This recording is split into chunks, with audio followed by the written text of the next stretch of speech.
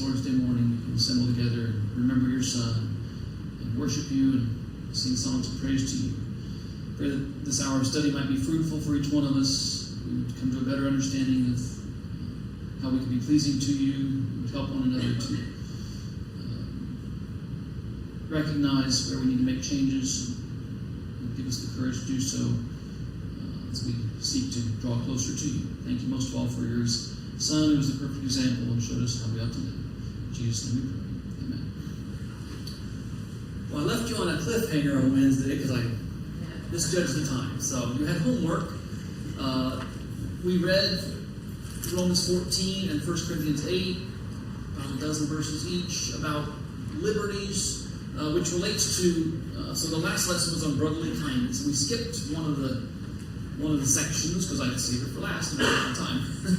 But we were talking about how do we show brotherly kindness, and page 64, the second one he listed was giving preference to our brother, which comes from Romans 12, verse 10. But then he mentioned, he didn't spend very much time on it, we didn't spend any time on it, but this idea of liberties and whether to exercise our liberties, and talking about offending others' consciences and so on, how we ought to handle that in brotherly kindness. Philadelphia, phileo, love, love of your brother. So, kind of hard to just pick up in the middle. Just had 3 days off, but I would recommend turning to both Romans 14 and 1 Corinthians 8 right now and just keep your mark so you can flip back and forth between them. 5, 6, 7 minutes. I don't want to spend 10 minutes, probably too much, but I do want to spend a few minutes at least wrapping that up from last time before we get into the next lesson, which is on love, so it kind of segues in very nicely.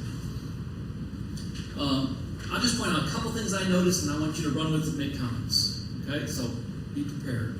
One of the things I noticed,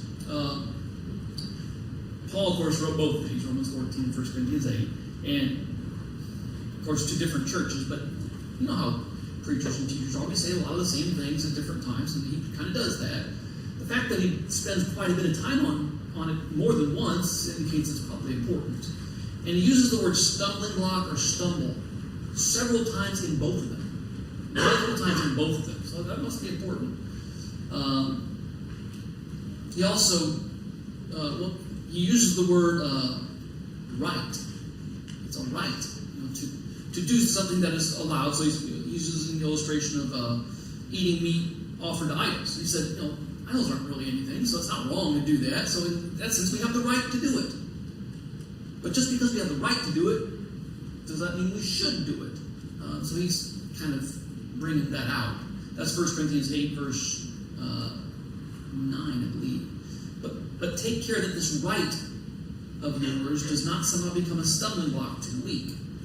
So even though we have the right to do it, if it's going to cause someone else to stumble, we need to consider that in terms of, are we loving them? It also uses the word love in both of them. Romans 14, verse, I wrote it down, hang on, I've got to find it. 15. Romans 14, 15. For if your brother is grieved by what you eat, you are no longer walking in love. And then 1 Corinthians 8, I think it's verse 1. Yeah. Now concerning food offered to idols, we know that all this possess knowledge. This knowledge puffs up, but love builds up. So, anyway, that's some things I noticed. There are others. There's one more I'm going to save. But I'll throw it open. In framing, this idea of brotherly love, in this kind of liberty and conscience and so on, what did you notice that you'd like to bring out? It's pretty open-ended. I know, I'm sorry.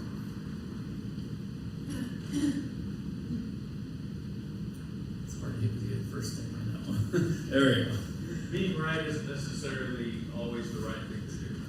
Okay. Just because you have the knowledge and you know that something is okay, doesn't mean that everybody shares that opinion or knows exactly what it is that you know. So you have to be careful with how you exercise your rights and your freedoms and things that you know are okay.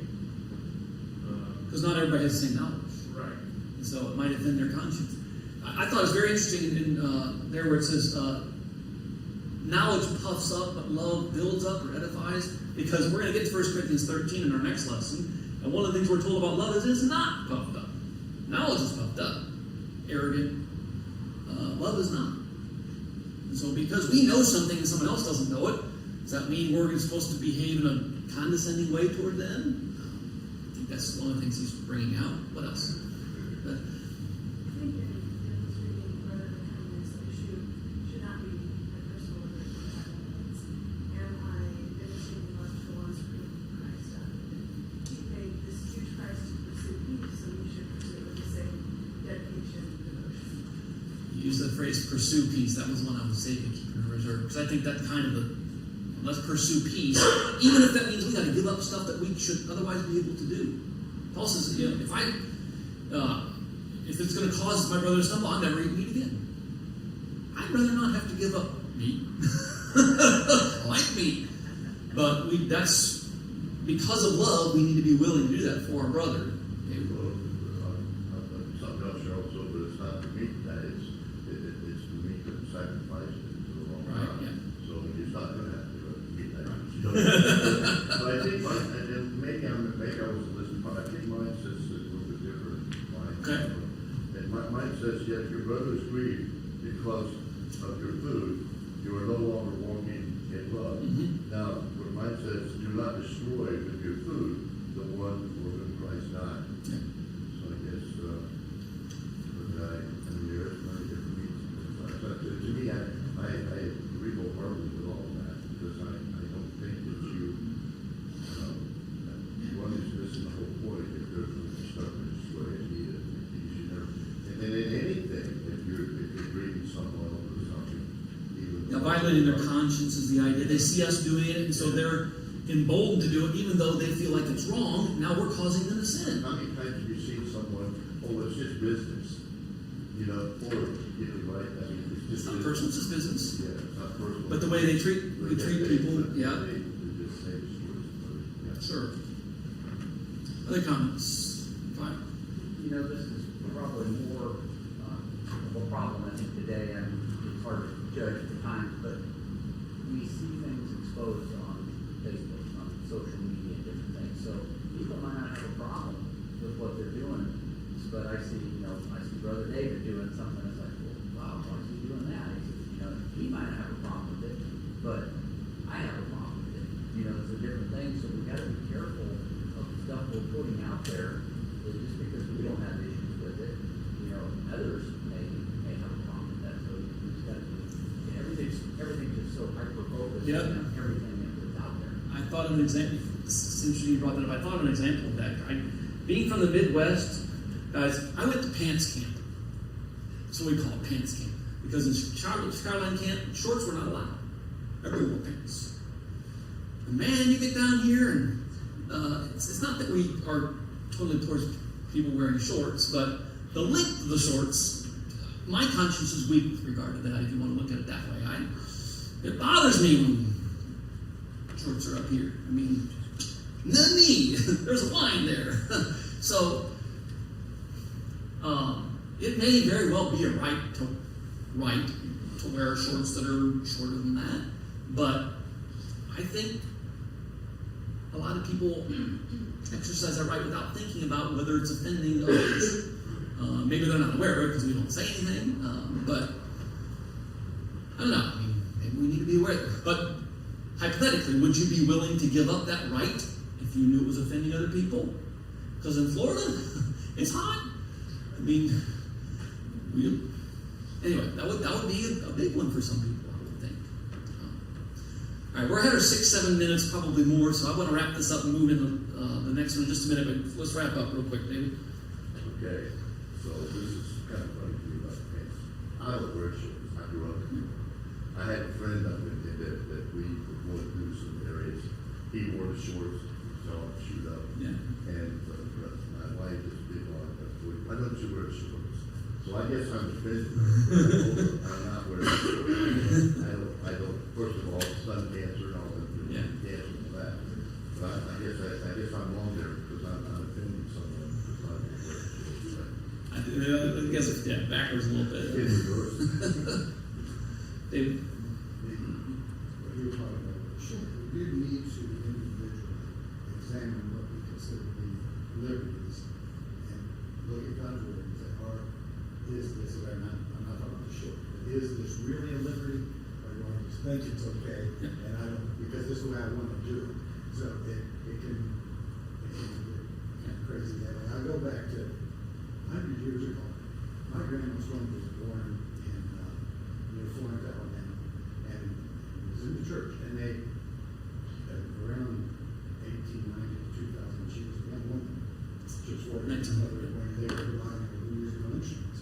Churches were everywhere. And sadly, she went with instrumental music. And my mom came out of that later. But anyway, she grew up in that. And they, my mom would even talk to us about why she did that. And it was this thing that if they had felt the way they should have, it didn't offend them to sing worship with up there. But yet they demanded to do it anyway. Church split. Yeah. We were all too young. Even I'm too young to know about that. But if you read the history, it was a violent thing. Organs were thrown out the door, and church doors were held shut. They were wild back in the 1800s. And that's an example, I think, that is it a right to have a piano? I would say no. Whether it's right or not, we've got to be willing to give it up and Exactly. support others. That's what I think the point is made. So, well, we're not going to solve all this, but at least I did want to address it. Jason will preach it soon, I'm sure, so I'll just leave it up to him to finish that up. All right, the next lesson, which is the last Christian grace, but it's not the last lesson in the book. There's 3 lessons after it. And I'm not sure if we'll finish it by the end of August or not. As we get closer, I may not spend 2 lessons on each, or 2 class periods in each lesson. We'll see whether you teach it in the adult class next. We'll talk about whether we're going to extend it a little bit or not. We'll figure it out. So, but this next lesson is on love, different love. There's 4 Greek words for love. We just discussed Philadelphia, brotherly love. There's a couple others, eros, which is not even used in the New Testament at all, and storge, which is a family type, like parent to child or brother to sister type of love. We're not discussing those. We're going to focus on agape, which was the most common Greek word used for love in the New Testament. Okay, and most of the time when you think of a passage that has the word love in it, it's going to be agape. Not all the time, but high percentage. John 3:16, that's agape. Agape is, well, the way Keith Rogers explains it, and I kind of like it, is it's as opposed to more emotional love, which is the other 3 all kind of deal with emotions. This is more of an action or a will. I forget how I said it. Benevolent, active goodwill. I want to read what Vines said because he's just got a short. Vines' expository dictionary explains kind of the root of the Greek word, so I'll just read this real quickly. Christian love, whether exercised toward the brethren or toward men generally, is not an impulse from the feelings. It does not always run with the natural inclinations, nor does it spend itself only upon those for whom some affinity is discovered. Love seeks the welfare of all and works no ill to any. Love seeks opportunity to do good to all men, and especially toward them that are of the household of faith. So that's kind of this idea of agape. So anybody else want to kind of share the way they look at it and maybe contrast it with the other type of love we were just discussing? I don't want to spend a long time on the definition, but we need to make sure we know what we're talking about.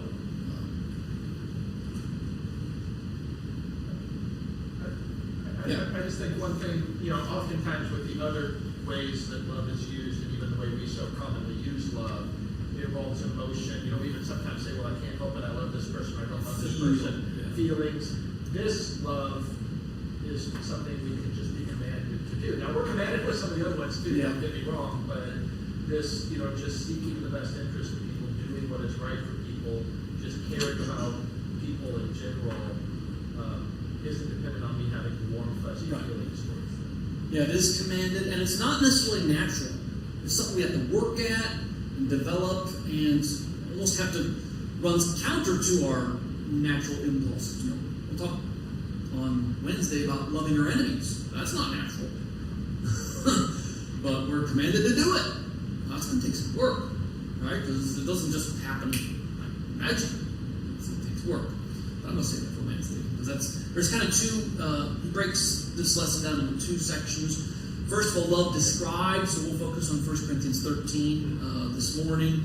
And then Wednesday, we'll get into learning how to love. And that hits a lot of the other verses and just more practical. So let's go ahead and go to 1 Corinthians 13, please. We'll probably kind of spend most of our time there this morning. And interestingly, depending on how you count it or number it, there's basically approximately 13 things in 1 Corinthians 13, verses 4 through 7, that he's describing about love. And I want you to notice one thing. They're basically all actions. They're mostly verbs. A couple are adjectives, but mostly they're verbs. They're things that love does. And it's not a definition of love, it's a description of how love behaves. Now, if you have love, these are the kinds of things you'll do, this is the way you'll act, you'll behave. So love is this agape love is something that we do. It's not just something that we feel, it's something that we do. All right, 1 Corinthians 13, verses 4 through 7. Like I said, depending how you number, there's about 13 things in here. We'll just we're not going to hit them in any particular order. Let me frame one more thing before I jump in here. What I try to do, and it might be helpful for you to do this too, is I try to think of examples in Scripture of people that displayed it. Okay? Jesus displayed a lot of them. I got about half of them. I could think of a specific instance. Maybe I could have done all of them, and I didn't. You might be able to. So that would be good to think of a time when Jesus or someone else displayed that, or a counterexample. When did someone kind of do the opposite of that? Like, definitely didn't do what it was supposed to, but kind of did the other instead. So try to think of concrete illustrations of that in Scripture. And I generally stuck to the New Testament, but I don't know that you have to. I think plenty of men and women of faith in the Old Testament we could use also. But try to keep that in mind as we read these. Actually, I don't want to read mine because the ESV is nothing wrong with it. I like it a lot, but I don't love it here. I think probably New King James is the one we're more familiar with. Someone got New King James? Someone read that, please. It's 4 through 7. 4 through 7. Love suffers long and is kind. Love does not envy. Love does not parade itself. Is not puffed up. Does not behave brutally. Does not seek its own. Is not provoked. Thanks no evil. Does not rejoice in iniquity, but rejoices in the truth. Bears all things. Believes all things. Hopes all things. Endures all things. Okay. Love never fails, and it goes on, but that's the section we're going to focus on, verses 4 through 7. Like I said, it's not like a numbered list that has to go in order. These are all just descriptions. He does address them in order in the class book. We can go in order, but feel free to jump around, guys. The first thing he mentions is, I think yours suffers long. Sometimes it says it's patient. He does point out that the Greek word has the idea of being long-tempered. Opposite, someone is with quick fuse or short-tempered. So we're not supposed to be like that. We're supposed to be long-tempered. So have a long fuse. It takes a lot to get us riled up. That's the idea. So, can you think of any illustrations in Scripture where someone displayed that? They were patient and didn't get mad even when they were being provoked. So that's another one. Love is not provoked.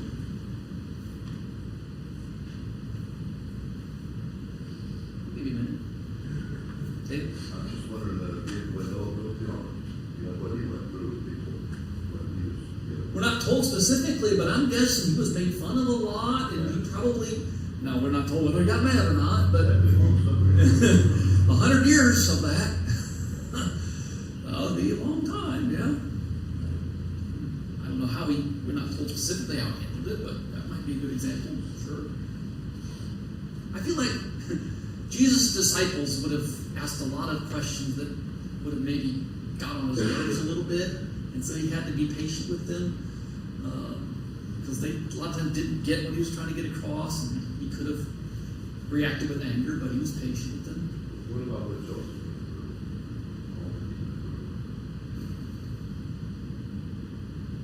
I'm trying to remember if we're told about his specifically that he didn't react with anger or anything like that. I don't know that we know for sure, but he certainly had some trials that he would have been patient with. So that possibly a good example. Kenny?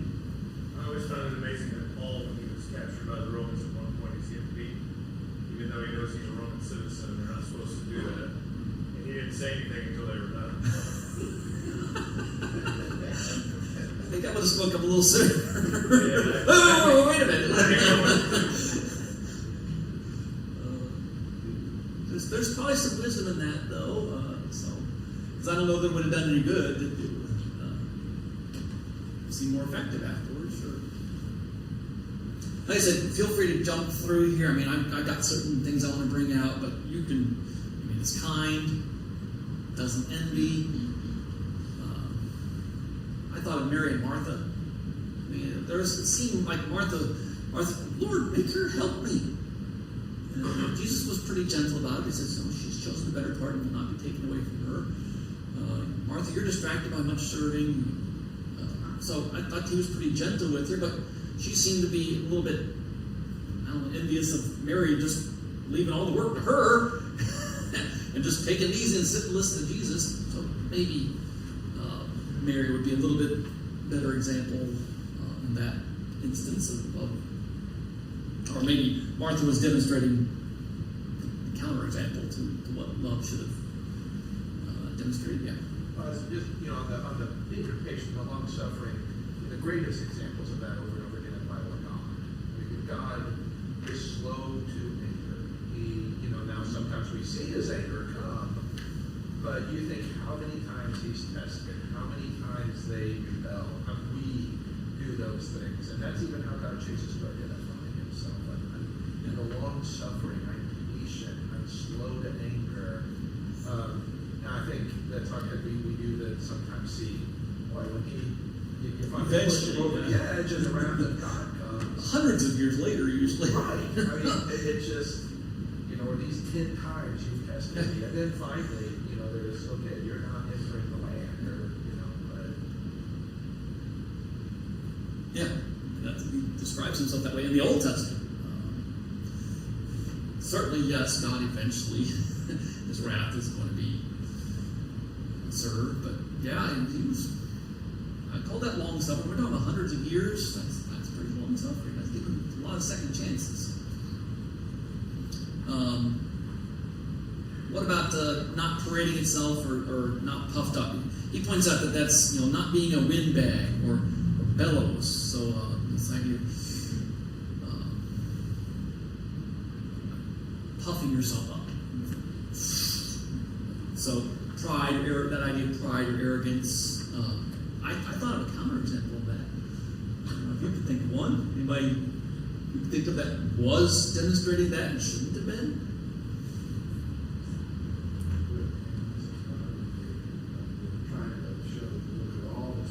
Okay, maybe, yeah, it's not to think of that one, but who's condemned for that sort of behavior? Well, that's true, yeah. Look at all this great kingdom I've built. God said, you're going to eat grass. So, yeah, that was a good example of being puffed up. The scribes and the Pharisees, specifically in Matthew 23, which is in the last week after the triumphal entry, during that time where everybody's gathered in Jerusalem before the Passover. Jesus is, I'll just read it real quick. Matthew 23, verses 6 and 7. This is one of this particular chapter, he's pronouncing woes upon the Pharisees, the scribes and the Pharisees. And one of them, verses 6 and 7, was it 5 through 7? No, 5 through 7. This is Jesus speaking to the crowds, but kind of doing it pointedly at the Pharisees, because he, verse 2, he mentions specifically the scribes and Pharisees. Then he says, they do all their deeds to be seen by others, for they make their phylacteries broad and their fringes long, and they love the place of honor, feasts, and the best seats in the synagogues, and greetings in the marketplaces, and being called rabbi by others. And then he goes on, kind of including that section, verses 11, 12, Whoever exalts himself will be humbled. Whoever humbles himself will be exalted. So I think he's pointing out that the Pharisees are kind of exalting themselves and they need to be humbled. So that maybe is kind of a counterexample to this. Love's not supposed to do that. It's not supposed to puff up and make us arrogant and prideful. So other comments, or have you thought of other times in Jesus' life or other examples that illustrate any of these characteristics mentioned in 1 Corinthians 13 here? Try not to give you time to think.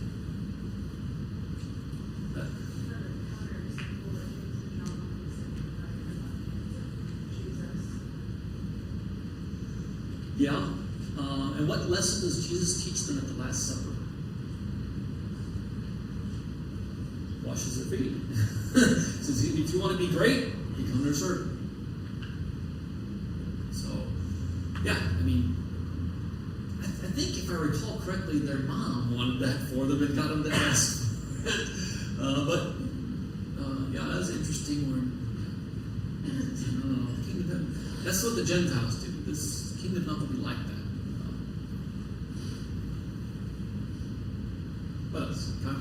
One that's interesting is verse 6 is, does not rejoice in iniquity. Okay. I kind of think of, what we would kind of done with like money exchangers. You said, well, they're trying to sell stuff and, they're trying to do a good thing and they're trying to make a living for themselves. But Jesus, when he went in, said, no, what are you doing? So I think sometimes our love, we see people doing things that are wrong, but we don't want to offend them. So we don't want to say something. I'm glad you brought that up, because I was going to ask you guys about this, because I'm trying to reconcile it myself, and I'm having a little trouble with it. Just a little bit earlier, he is brought up in 1 Corinthians 13, verse, my version reads it a little differently, but does not behave rudely. Love does not behave rudely. That is unbecomingly. And the way he explained it in here is to go against what is accepted, to conduct himself in a way that is contrary to accepted standards of decency. When Jesus flipped over the money changers' tables and made a whip of cords and drove them out, that seems to be a little bit at odds with that. So someone harmonized that for me. Was Jesus being loving when he did that? But how? Yes. Well, I guess must respond with his, Zeal for your house is equal to others. that was uncalled for. They could make money outside of that area. It's just like us with music residents. We can do music outside of our church. Yeah, it's for us, listening to it on the radio, but we can't bring it in here in a worship service. Well, was Jesus too harsh there? Couldn't he just had a nice little discussion with them? Why do you have to resort to violence? Had to get their attention. Not serious, it was. It's a little bit shocking to see Jesus, to me. Maybe that's just me, to see Jesus doing something like that. I mean, I know Jesus wasn't sinning, so it was justified, but does not behave rudely. It seems a little bit contradictory. So I'm wrestling with that a little bit. As much as is possible, we need to live at peace with all men, but maybe it wasn't possible in this case. Anyway, what we're going to say. Maybe it was gracious what he did, as opposed to like Nadab and Abihu, what they wound up getting.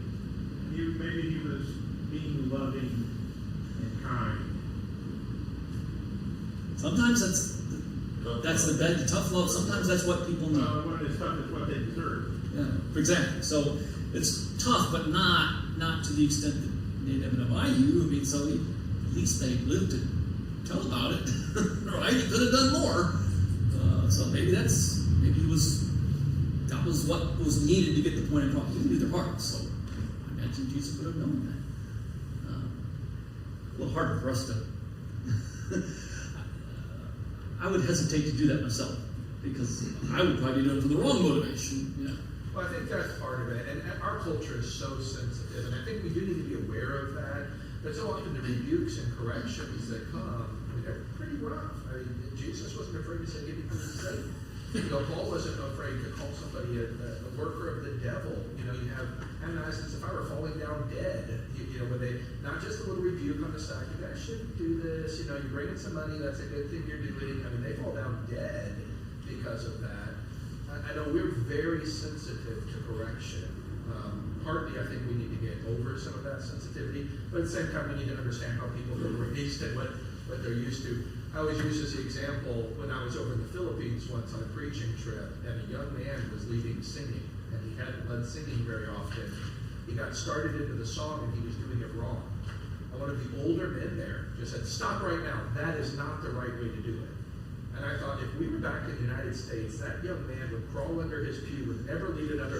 That young man said, "Thank you, brother, for correcting me," and asked how to do it, and then started the song over. But they were used to a little bit harsher correction than what we're used to, you know. So I'm not suggesting we just start blasting people, but I do think some of that, you know, is a little bit our training, a little bit what we're used Culture. to. Culture. Well, since you brought up Ananias and Sapphira, that correction, of course, didn't give them a second chance, but it worked on the rest of the church. Great fear came upon the rest of the church. Like, whoa, we better take this seriously. So it was effective. Extreme, yeah, that's the way we look at it now, but effective. Like I said, we're not going in order. I'm just checking my notes, and I want to make sure I bring out some things, and you'll bring out others. Al? This is, I think, echoing right off of Jason. It seems to me like it's a direct reaction to the level of their actions. Talk about Jesus cleansing the temple? Right, Okay. sorry, yeah. And it seems like, kind of like what he said is, you know, if he went up to each and every one and said, "Hey, this isn't right, you guys shouldn't be doing this," as opposed to putting on I don't want to say the display, but that's the only thing that comes to my mind of the actions that he did. Just kind of showed, you know, to show them the level of what they're doing. Making a point. They were doing it pretty brazenly, so it was going to take a lot to get through, maybe. So just know what he's doing. Their actions are basic, you know, that they're stealing basically, and they're being dishonest. But it's in the Lord's house, and they're almost like they're trying to say, "God is okay with this because we're doing it." Well, they're treating his house just like just any old. It's not sacred. It's just nothing special. And so, zeal for your house is eating me up. This is my Father's house. You don't do that here. Yeah, they're just kind of looking at it as no big deal. Does not seek its own. He mentions Philippians chapter 2, verse 3 and 4, so I'll go ahead and read that real quick, just because I'm pretty quick. Maybe I keep it there very quick. It's before Colossians, isn't it? Philippians 2, verses 3 and 4. Do nothing from selfish ambition or conceit, but in humility count others more significant than yourselves. Let each of you look out not only to his own interests, but also to the interests of others. So, not seeking its own. I thought of Jesus in the garden when he's praying. You know, he would prefer that this cup pass from me. Nevertheless, not as I will, but as you will. That's not seeking his own. So I guarantee if Jesus was seeking his own, he wouldn't even come down here in the first place. And he sure wouldn't let himself be crucified if he was seeking his own. He wasn't doing that for himself. He didn't want to go through with it. He did it for others. So comments on that or other related things? That's it. Feel free to jump around. There's a lot here. By the way, it's at 10:15 to get out. I'll make sure I don't do what I did on Wednesday. 10:15? All right, we got 9 minutes.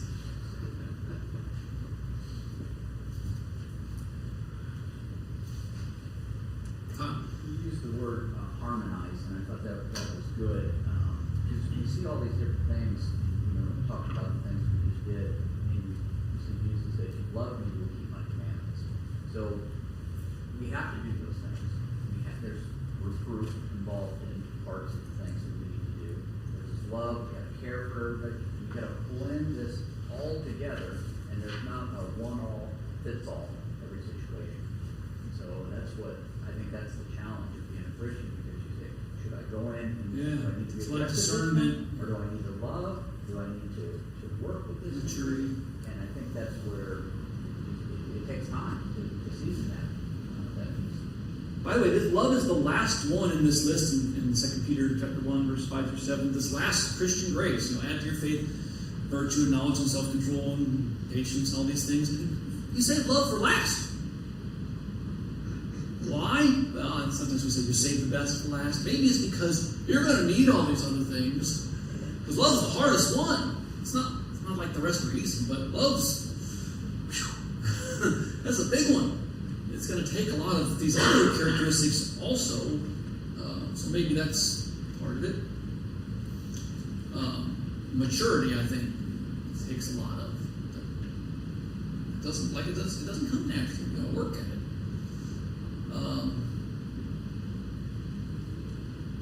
Just checking my notes and see which ones we have. Love is not provoked. That is not stirred to anger. Not taking a personal offense at. I wrote, it's chill. Love is chill.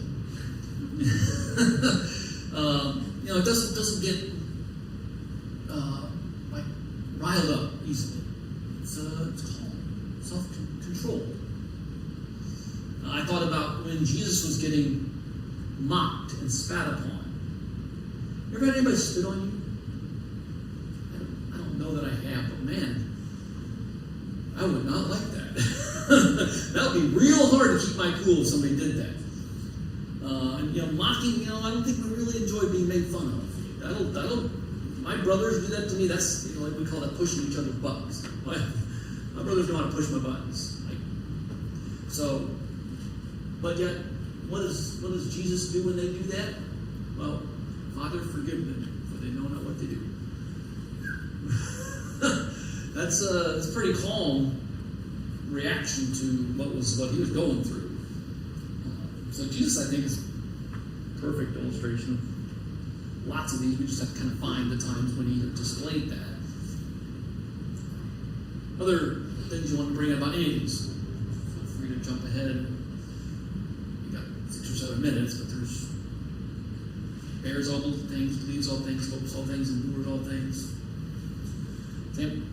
Another example that even Stephen kind of mirrors Christ in how he reacts to persecution, because he preaches a sermon and they naturally stone him, and he prays, don't let the sin be counted. Yeah, Lord, lay not the sin to their charge. That was the last words he said. He's in God. He sees Jesus there. Yeah, I like the story of Stephen. But he went down swinging. It's kind of figuratively, but he didn't pull any punches with them. You look at his language he used in Acts 6 there. Woo, he was Acts 6 or 7, Acts 7. Stephen's a good example. What else?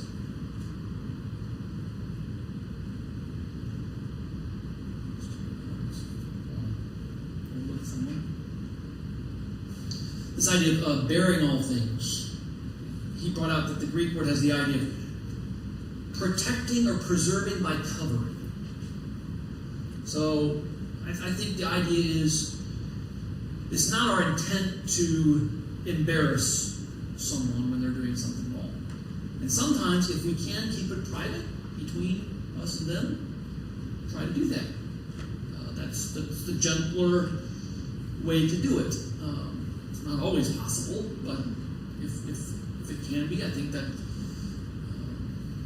that's kind of the idea that he's bringing out here. And the next one, believes all things, giving others the benefit of the doubt. Putting the best interpretation on their actions. I don't tend to do that when I'm driving. If someone cuts me off, I don't say, "Oh, he's probably just in a hurry." I'm like, "You idiot!" I don't put the best interpretation on what they just did, but I should. I would want them to do that for me. You think I've ever cut somebody off accidentally or on purpose? It'd be one. I mean, I would want them to show some grace toward me, as opposed to road rage, where they chase me down, knock me off the road, and drag me out of my car and beat me to death. I mean, we see some people doing that, right? That's not love. What else? You got 4 minutes. Otherwise, you got to save it for Wednesday.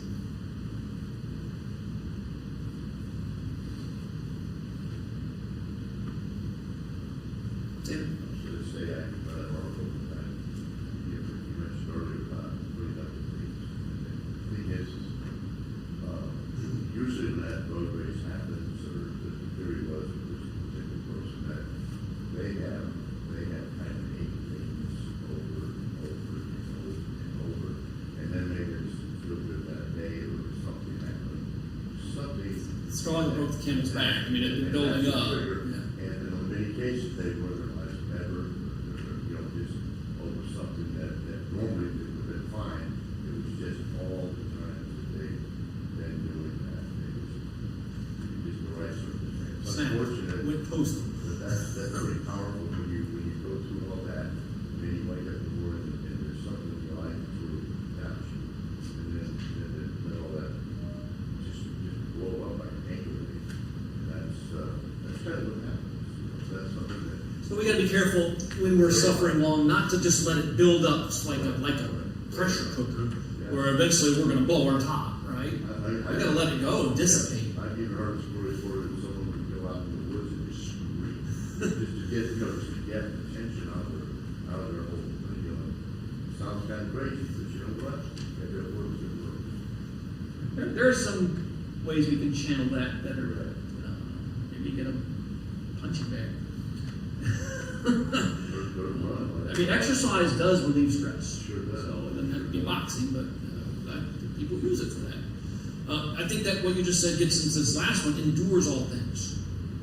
And it doesn't give up no matter what. And I think that's what let Jesus go to the cross. Think about it. He knew Peter was going to deny him 3 times. And he saw it happen because we're told they looked at him when he did it. So he was within sight, probably earshot of it happening. Judas betrayed him, and all the disciples left and ran, and he knew that was going to happen. And yet he endured that. And he went to the cross we're told him, while we were still sinners. For everybody,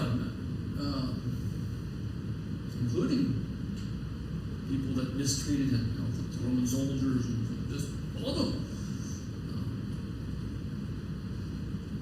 We're running out of time here, so any final comments this morning, Jason? I think one thing you brought up at the beginning, all of these are actions that love is doing. I think love in some ways is a mindset, it's a decision. I'm gonna do this, but when I am being patient, when I am being kind, I'm loving when I'm patient, I'm loving when I'm kind, I'm loving when I believe all things, I'm loving when I'm enduring. All of these other characteristics, this is what it means to have love. I think it's important for us to remember that, not just because I love, I'll do some of these other things. No, this is love. Love does this. So when I'm enduring, that's me loving. When I'm rejoicing in the truth, that's me loving. I think it's a little different way of looking at it. Well, that's a good place to end. On Wednesday, we'll get into this last section, which is page 72 and 73, of learning how to love, and all the other passages that will use this word agape. And so try to read that ahead of time and come with your thoughts prepared. Thank you for participating this morning.